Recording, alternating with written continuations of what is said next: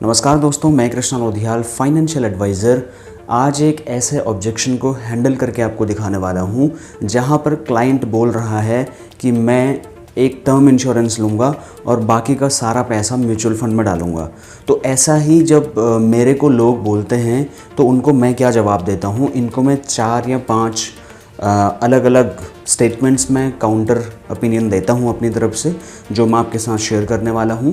तो इस वीडियो को आप लास्ट तक देखें ताकि आपको इस ऑब्जेक्शन को हैंडल करने के लिए वो 4 से 5 जो मैं काउंटर ओपिनियन देने वाला हूं वो सारे के सारे आप समझ पाएँ, ताकि आपको अगर इस टाइप का कोई ऑब्जेक्शन आपको क्लाइंट दे तो आप उसको पॉजिटिवली हैंडल कर पाएँ और उसको कन्विंस कर पाएँ अपनी पॉलिसी लेने के लिए। तो सबसे पहले मैंने उनको अप्रिशिएट किया कि thank you so much and really appreciate कि आप इंश्योरेंस पे फेथ करते हैं, आप इंश्योरेंस पे बिलीव करते हैं, यानी कि आपको इंश्योरेंस की इम्पोर्टेंस मालूम है। आप भले ही टर्म इंश्योरेंस लेने की बात करें, बाय द वे मैं आपको टर्म इंश्योरेंस तो सजेस्ट कर ही रहा हूं, जिस प्लान को मैं आपको प्रपोज कर रहा हूं इसमें मैंने आपको एक ह्यूज लाइफ कवरेज तो दिया ही है, जो आपको आपके फैमिली को किसी भी अनफॉर्चुनेट इवेंट के टाइम पे बहुत बड़ा ह्यूज लाइफ कवरेज दे सकता है।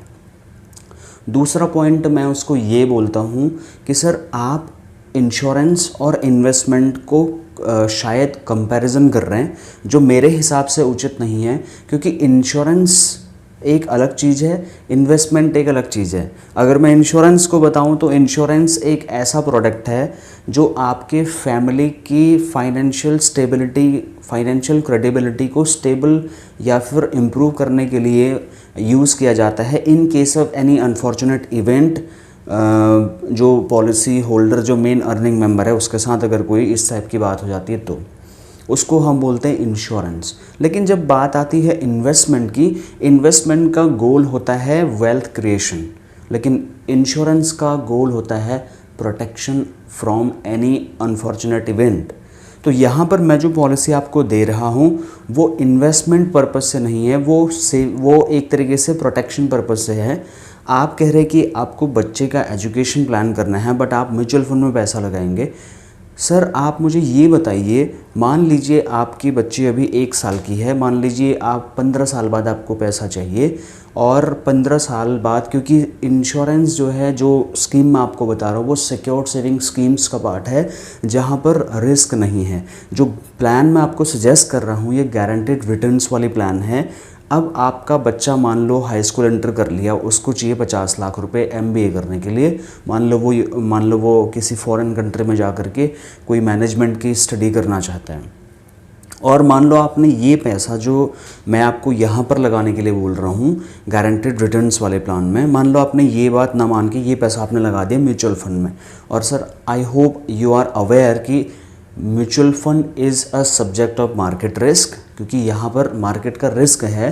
तो आप जो रिटर्न्स एजम्पशन लगा रहे हैं उसकी कोई गारंटी तो है नहीं, क्योंकि मार्केट कभी अप होता है कभी डाउन होता है।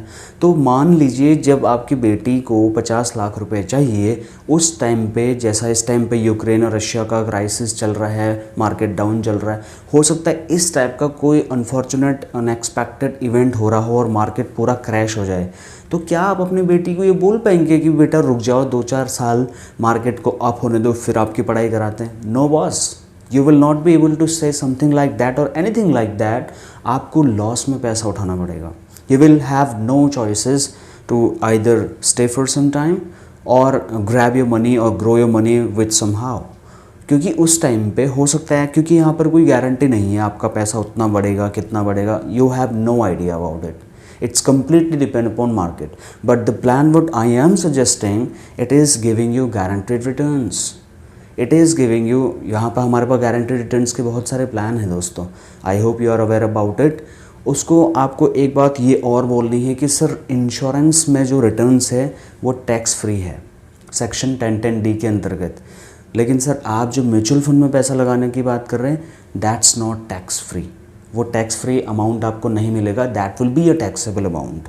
सो these were some counter points but I try to prove that अगर आप कोई अपने बच्चों के एजुकेशन का प्लान कर रहे हैं, if you are planning for your guaranteed need, guaranteed liability, जहाँ पर आप रुक नहीं सकते कुछ टाइम के लिए भी, then you should go for secured saving life schemes. वहाँ पर mutual fund is not the better option. However, mutual fund is very good. I know and I agree with this statement. But mutual fund is a market risk, number one, and mutual fund is a part of investment. That aim of mutual fund is creating wealth. But when we talk about the guaranteed liabilities, जैसे child education, retirement planning, बच्चों की शादी हो गई, इस type के अगर गोल हैं तो mutual fund is not the right thing. वहाँ पर आपको उसको जीवन उमंग देना है, LIC कन्यादान पॉलिसी देनी है, जीवन तरुण पॉलिसी देना है विद प्रीमियम वेवर बेनिफिट, तो इस टाइप के सिक्योर्ड सेविंग प्लान्स वहाँ पर आपको देने हैं। I hope you are able to understand the valid reason, the valid counterpoints what I suggested, and I hope this video found you informative. If you found this video informative, please do one thing for me. Please share this video to any of your insurance advisors so that they can also have better idea how to answer the objection where client is saying that I will take term insurance plan.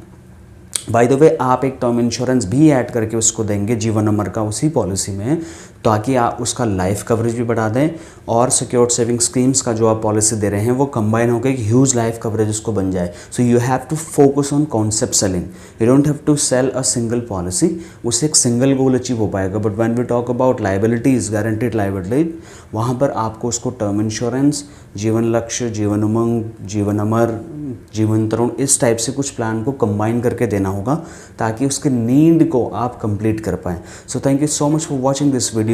Let's meet on another informative video. By the time, bear with me. Thank you so much for watching.